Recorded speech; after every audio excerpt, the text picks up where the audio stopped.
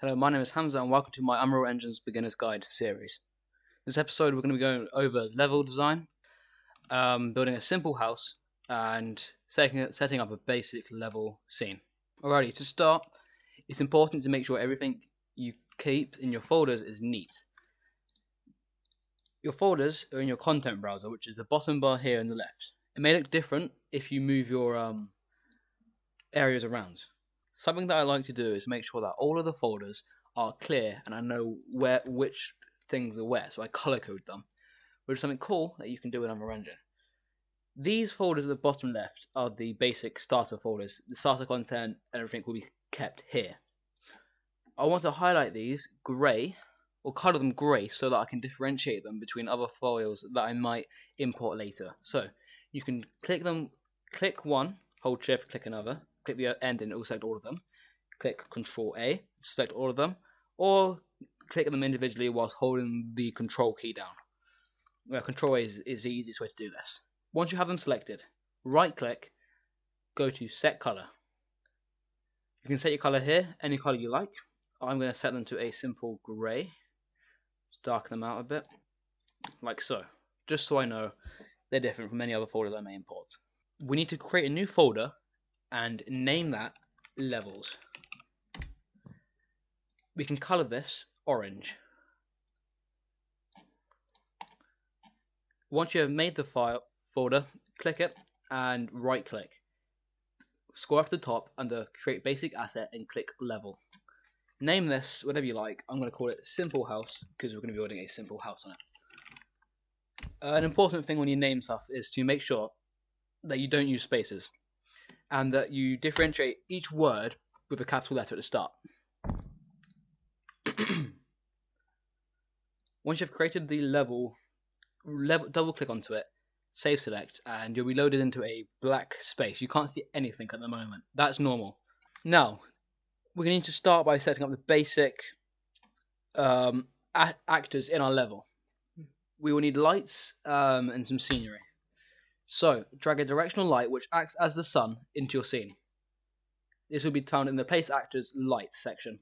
Once you have placed the light actor, go over to Visual Effects and drag in Exponential Height Fog. And now you can see your scene and it's a lot easier to navigate. Because this scene isn't very interesting and there isn't any clouds or good looking atmosphere like it was in the past, the other level, the starter level, a quick little trick to get that in your level, because it's not going to be in your content area, is to go into View Options and enable Engine Content. I have done that already. You're going to have to do that, so go to the bottom right of the content browser, click on the View Options and enable Engine Content. Then to see the engine content, if you haven't already, top left next to the filters, click this icon. You can scroll down to Engine Content, open that up, and then under Engine Sky, I believe, under Engine Sky, yeah.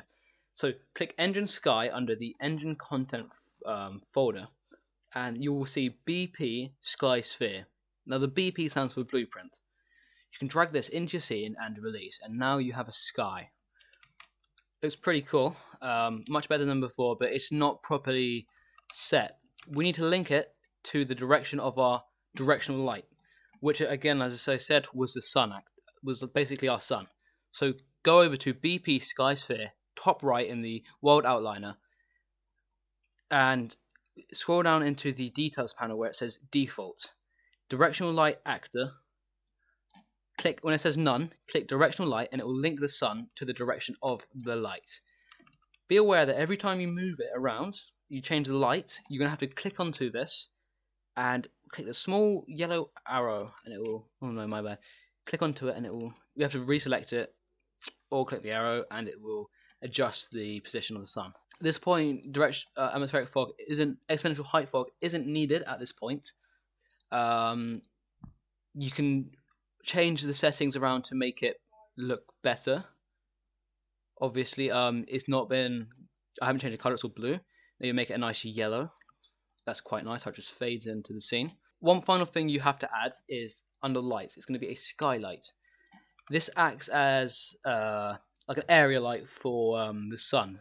when you're creating a level, a lot of actors and things, you place a lot of them, so every single thing is an actor in the level.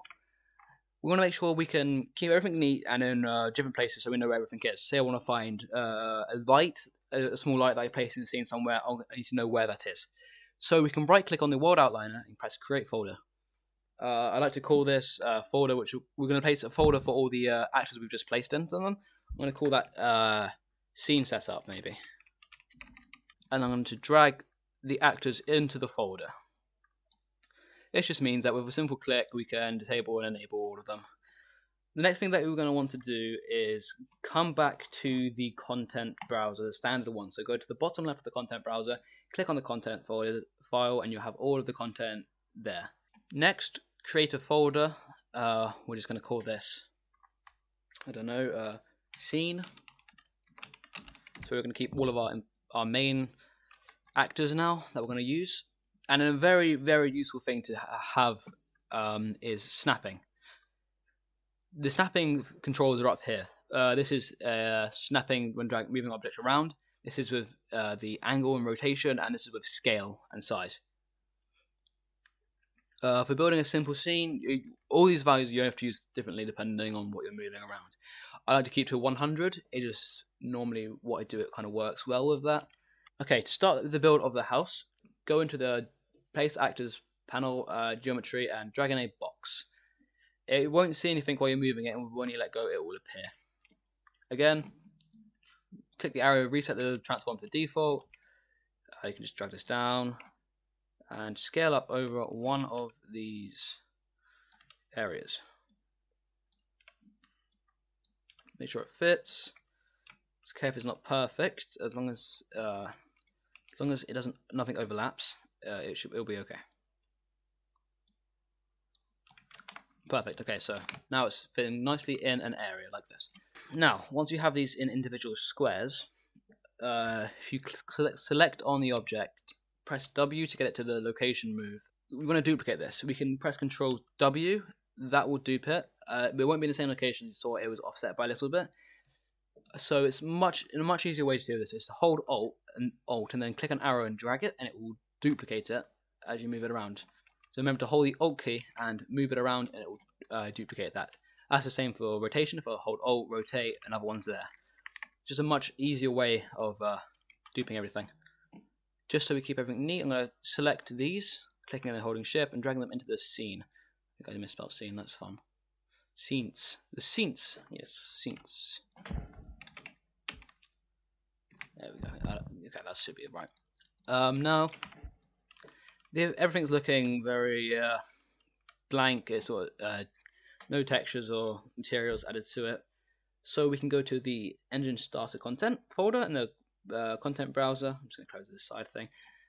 Click on into that, and there's a materials folder. Enter the materials folder, and there's a load of materials in here to choose from. I'm just going to pick something nice. I don't know, maybe just grass. You could do that. That's works perfectly fine. That's just classic grass. Now you'll notice after I clicked onto a surface and I dragged a material onto that, it only affects that single surface. The entire object most of it is still the default material. You can change this or add a material to all of them at once by clicking select all adjacent surfaces, and then it will say surface material. It will say display two materials because we've already had one there. Click that and just drag the grass block there, and it will paint every single surface, or add that material to every single surface of the block. So we can just do that to all of them. Just select all adjacent surfaces, material, grass. There we go. It's not important as we're not going to see the sides. That's just a little tip in case you wanted to have an object which is maybe like that's not a good example. Maybe something that's just like a cone, and you don't want to have to paint every single edge, or add a material to every single edge.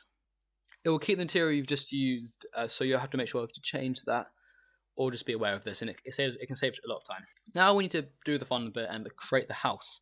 So go to content, starter content, architecture. There's a lot of simple shapes and objects already made, easy for you to use.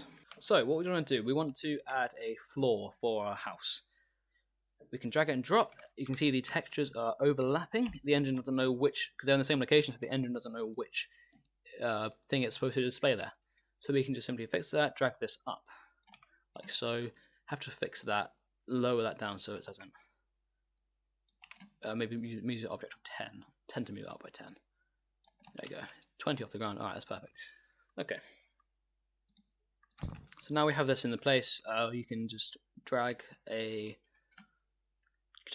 door in. Yeah, we need a door. Houses need a door.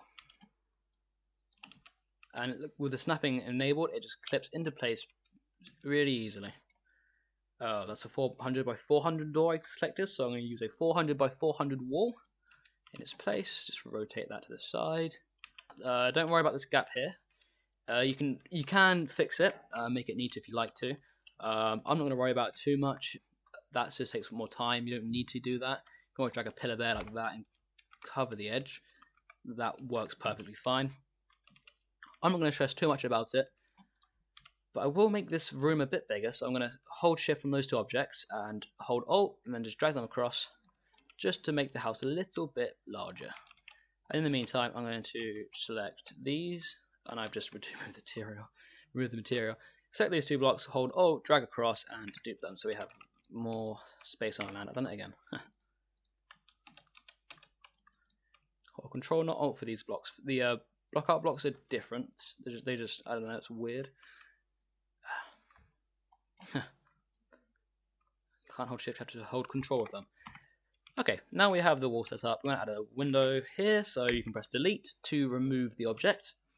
And go to window 400 by 400, drag it in. You have to rotate that just to make it fit.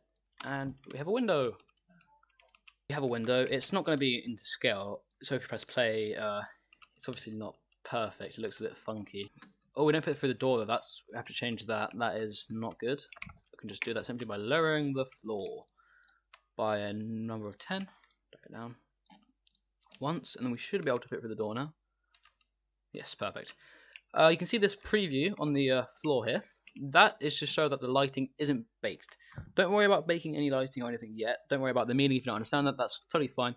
That can be explained later. That just basically means it's a preview and it's not a published version of the game or built game version. So that's nothing to worry about. If you want to build your house, you can just continue dragging and dropping blocks. You know, just dragging them for the viewport, holding alt, duping, and stuff like that. That is perfectly fine. I'm going to quickly speed things up and cut to a finished house, and I'll show you some more things to do. Alrighty, so once you have your house and scene built, I've just done a quick one here. Once you have it made up, we can start decorating and making it look nicer. So go into props.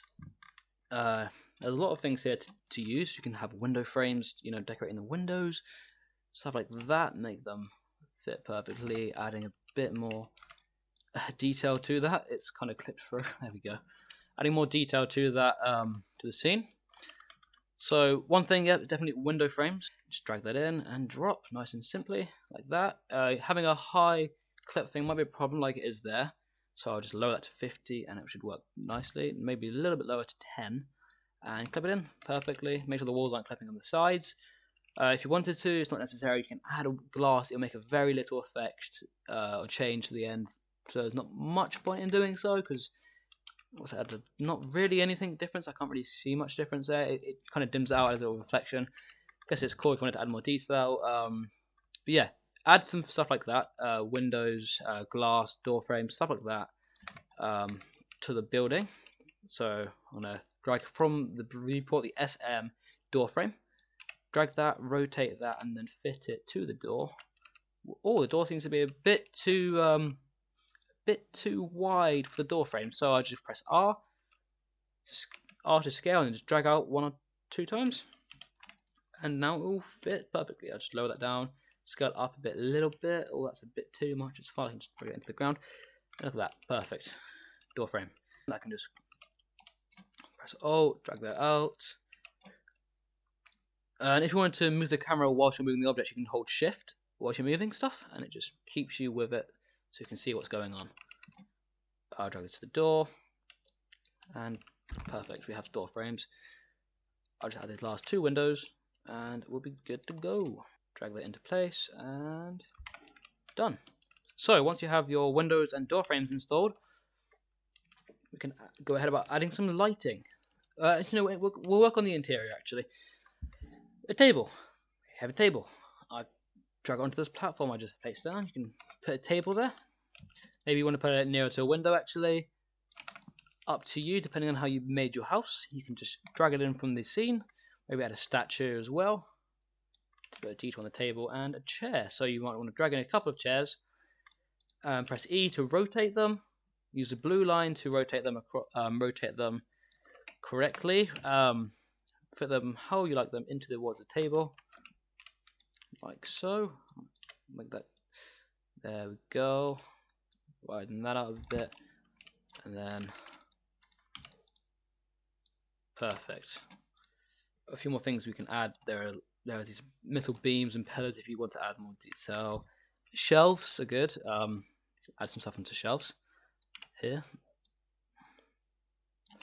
Put that to the wall, just again making everything look more interesting, like stuff's going on in the scene, because nothing like a plain room just to, yeah, it's not very appealing, but having this extra detail just makes it look that bit better.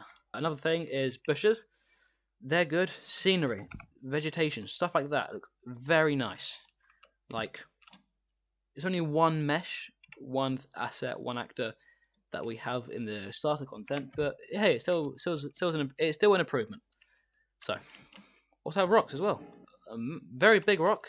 You might want to scale that down a little bit, but yeah, it's still a rock nonetheless. Now you're gonna want to add some lights to the scene. If it's dark, we won't have anything to. Well, there's no light, so it will be dark. You can drag on the SM wall lamp, put it onto a wall. Press R to rotate that facing the right direction. Go into lights and point light. Add a point light into the scene. Drag it over the lamp. A little bit.